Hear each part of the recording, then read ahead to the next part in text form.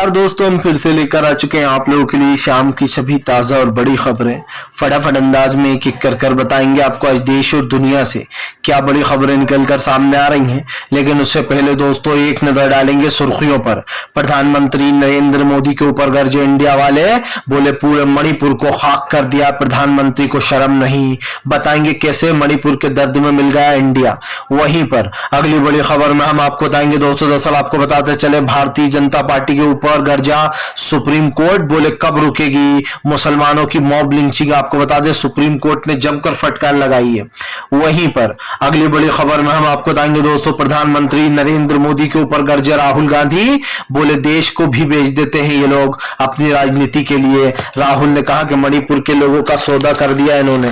वहीं पर अगली बड़ी खबर में हम आपको बताएंगे दोस्तों, दरअसल आपको बताते चले भारतीय जनता पार्टी के ऊपर जमकर गर्जे कपिल सिब्बल, बोले फिलहाल प्रधानमंत्री मुझे नहीं लगता कि मणिपुर वाले मुद्दे पर बोलेंगे संसद में, क्योंकि अगर वो बोले तो उन्हें ये बोलना पड़ेगा कि वहां के सीएम को हटाना चाहिए। बताएंगे क्या कुछ बोला है।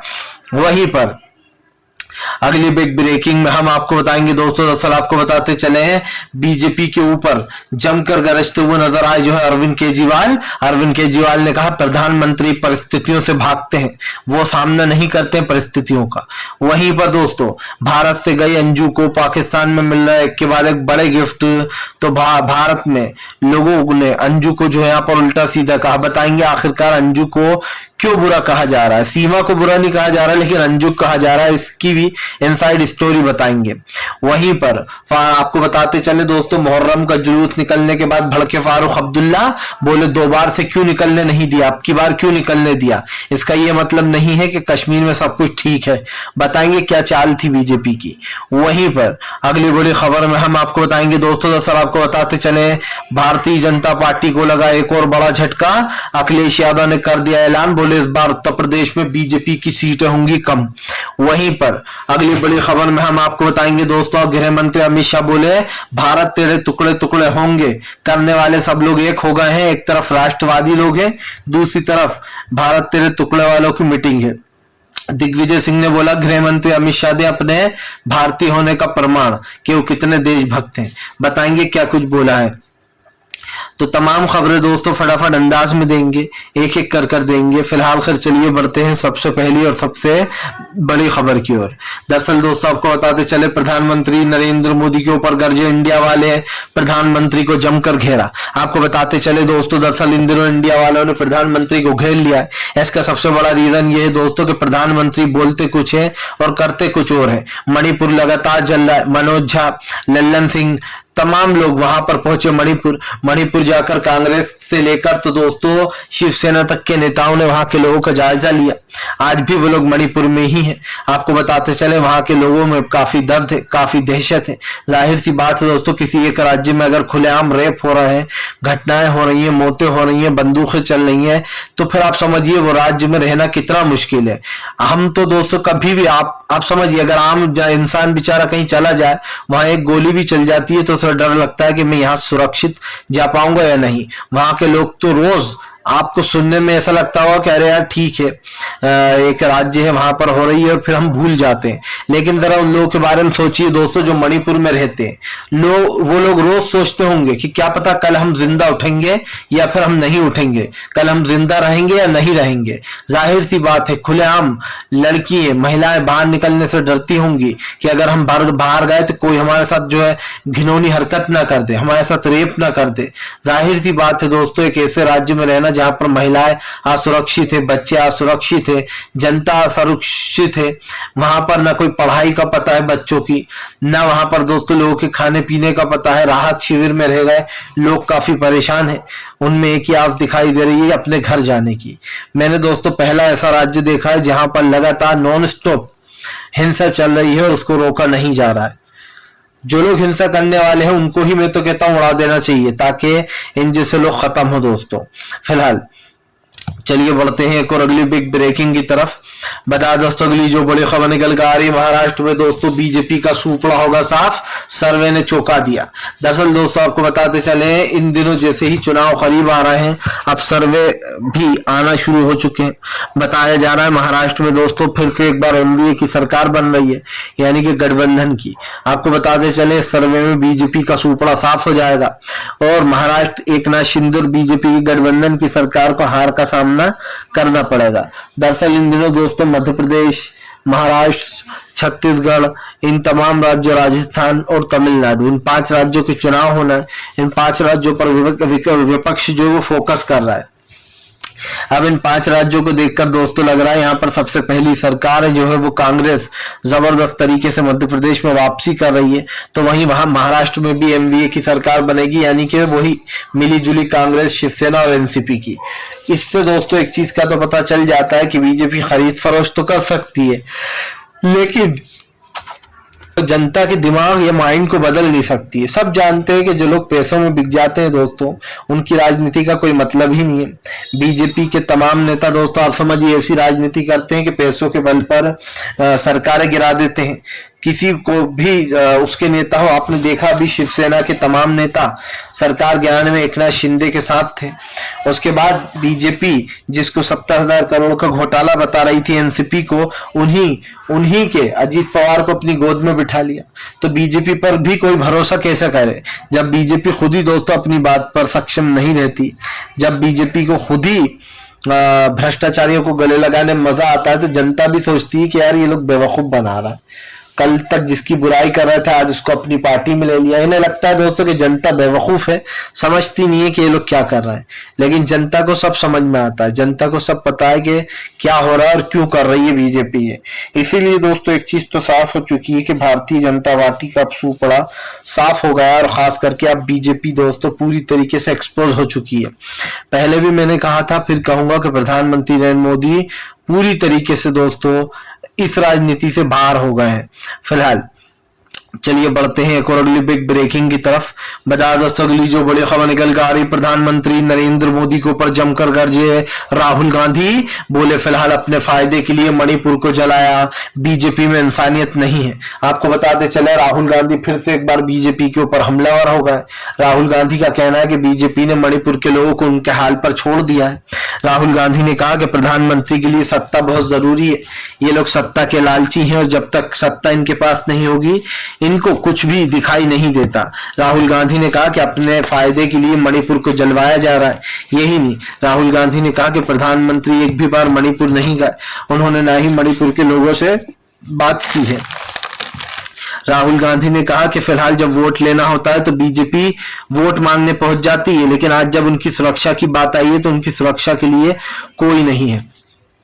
दरअसल दोस्तों ये बीजेपी का आखिरी टर्म्स था जब वो ये सब कुछ कर रही है। इसके बाद से मणिपुर में कभी भी बीजेपी की सरकार नहीं बन पाएगी। जाहिर सी बात है, जिन लोगों ने बीजेपी को वोट दिया था दोस्तों, अब वो लोग भी अपना सर पकड़कर बैठे होंगे कि हमने किस पार्टी को वोट दे दिया। एक ऐसी पार्टी को वोट दे दिया जो हमारे ही खिलाफ है। मैं तो पहले भी कहा है दोस्तों, फिर कहूंगा, बीजेपी ने इस देश के लोकतंत्र की धज्जियां उड़ा दी है।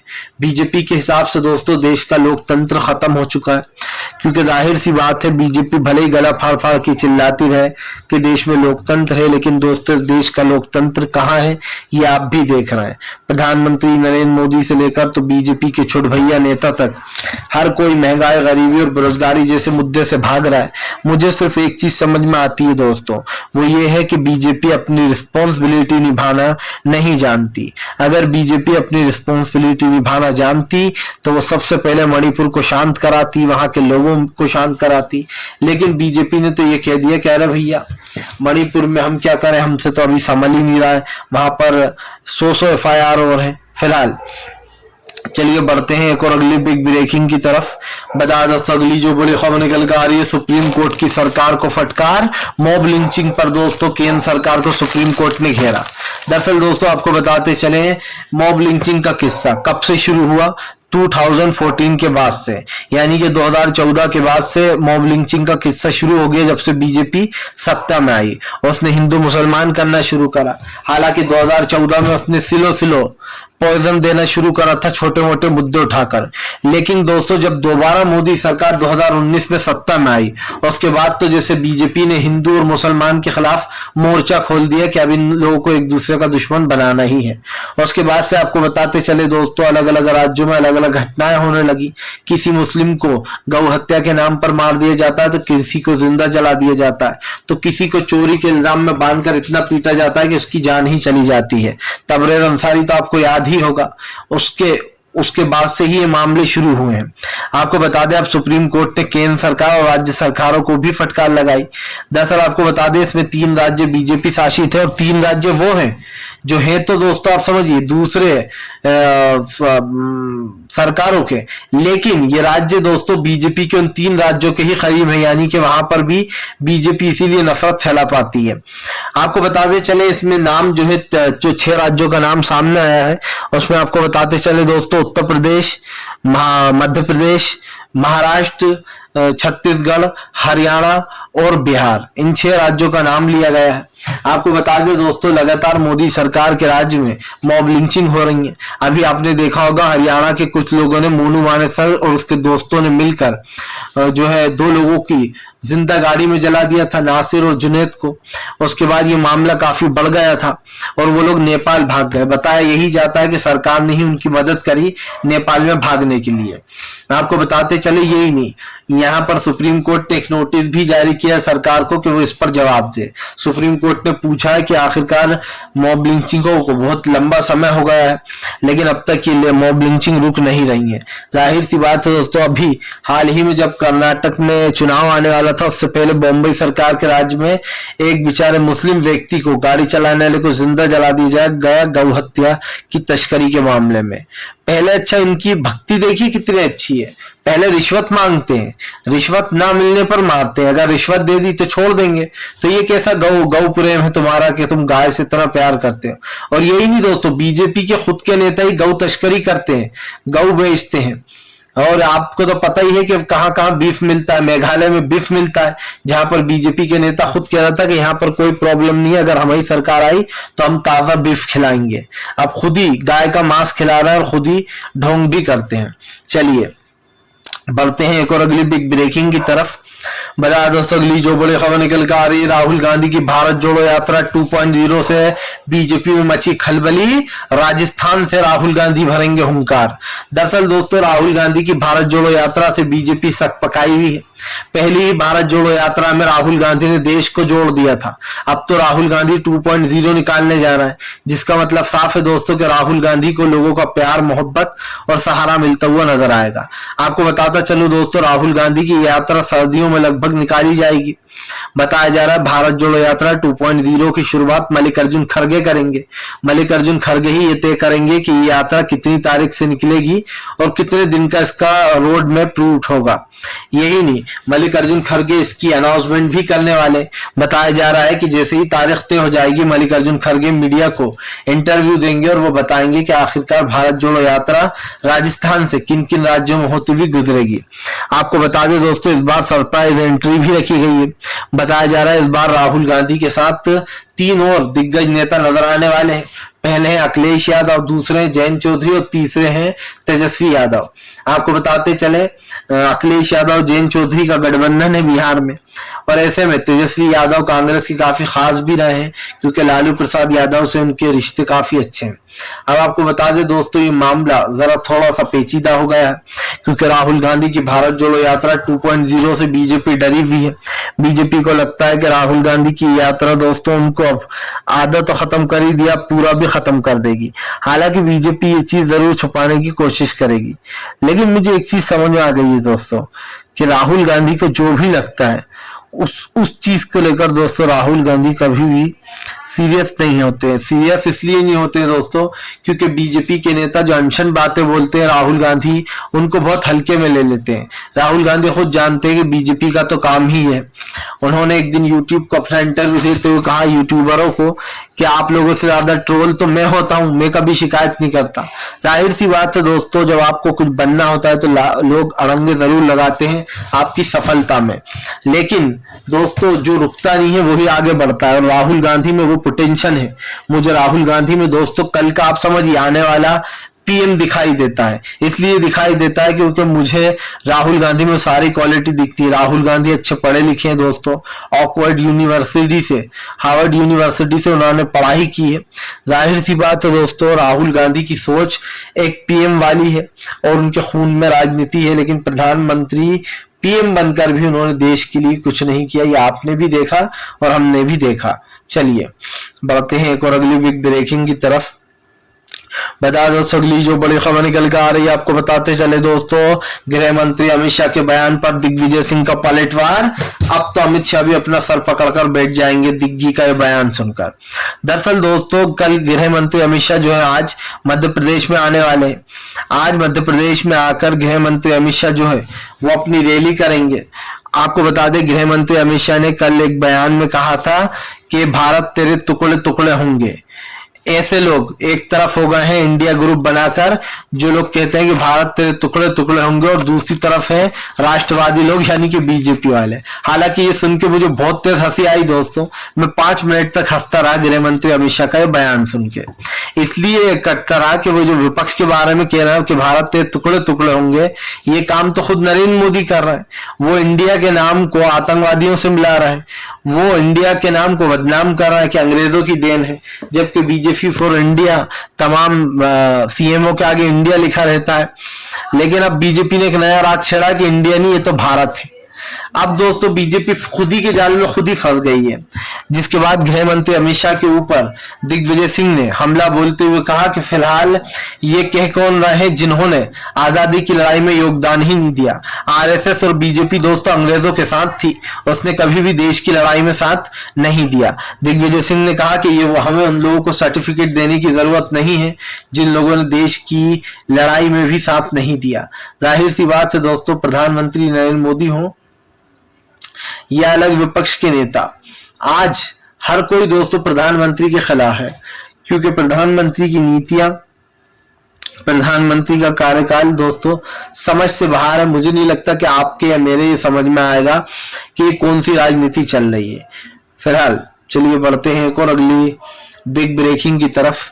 बता दोस्तों अगली जो बड़ी खबर निकल कर आ रही है आपको बताते चले दोस्तों, भारतीय जनता पार्टी के ऊपर जमकर गरजते हुए नजर आए केजरीवाल बोले प्रधानमंत्री भागते हैं मुसीबतों से, उन्हें मुसीबतों का सामना करना नहीं आता। आपको बता दें अरविंद केजरीवाल ने पीएम नरेंद्र मोदी को घेर लिया। केजरीवाल का कहना है कि प्रधानमंत्री नरेंद्र मोदी मुसीबतों से भागते हैं, और मुसीबतें देखकर दोस्तों प्रधानमंत्री 9-11 हो लेते हैं। जाहिर सी बात है दोस्तों, अगर किसी एक मुद्दे पर सरकार से आप बात कर रहे हैं, सरकार से जनता बात करना चाहती है विपक्ष, तो सरकार को बड़े धैर्य से सवाल का जवाब देना चाहिए। लेकिन यहाँ तो दोस्तों उल्टा आप समझिए, जिससे सवाल पूछा जाता है वही उल्टागिरी करने लगते हैं। इसका मतलब तो साफ यही हुआ कि फिलहाल इस वक्त देश में जो भी चल रहा है दोस्तों, लेकिन उसकी जिम्मेदार सरकार है, और इस सरकार को सब पता है, लेकिन ये दोस्तों अपने हाथ ऊपर खड़े कर बैठी है। फिलहाल हम आपको एक चीज बता दें कि यहाँ पर एक चीज तो साफ हो गई है कि प्रधानमंत्री को दोस्तों कुछ भी समझ में नहीं आ रहा है। उनको ये तक नहीं दिखाई दे रहा कि मणिपुर जल रहा है, उसको रोकना चाहिए। आपको याद होगा दोस्तों, मणिपुर जाने से पहले भी केजरीवाल ने, जब उनके भी पार्टी के नेता गए क्योंकि मणिपुर में, ऐसे में अरविंद केजरीवाल ने कहा कि प्रधानमंत्री ने पहले दिल्ली को बर्बाद किया, अब वो मणिपुर को कर रहे हैं। आपको बता दो अरविंद केजरीवाल ने साफ कहा कि फिलहाल ये सरकार गरीबों की नहीं है, ये सरकार पूंजीपतियों की सरकार है, क्योंकि यहाँ पर महंगाई, गरीबी, बेरोजगारी चरम पर फैल रही है दोस्तों, लेकिन सरकार के कोई कान पर जू नहीं रेंग रही। उधर दूसरी तरफ आपने देखा होगा दोस्तों, एक इंटरव्यू काफी वायरल हो रहा है, जिसमें बेचारा एक सब्जी वाला अपने हाल बताते बताते रोने लगा। उसने कहा कि मेरे पास, मेरे ठेले पे कुछ भी नहीं है सिर्फ टमाटर के अलावा। जब लल्लन टॉप न्यूज के चैनल ने दोस्तों उससे पूछा कि क्यों, तो उन्होंने रोने लगे, कहने लगे कि हमारी इतनी हैसियत नहीं है कि हम और दूसरी सब्जियां खरीद के अपने ठेले पर रख सके। आप समझिए दोस्तों कितना दुख होगा उस इंसान के अंदर कि उसके पास सब्जी बेचने के लिए भी पहले पैसा लगाना पड़ता है, क्योंकि सब्जियां खरीदनी पड़ती हैं, लेकिन उस बंदे के पास इतना भी पैसा नहीं है कि वो अपने ठेले पर सब्जियां खरीद कर रखे और बेचे। बहुत अफसोस की बात है। फिलहाल दोस्तों वीडियो अच्छा लगे तो कृपया इसको लाइक करें, चैनल पर पहली बार आए सब्सक्राइब करें, ताकि ऐसे वीडियो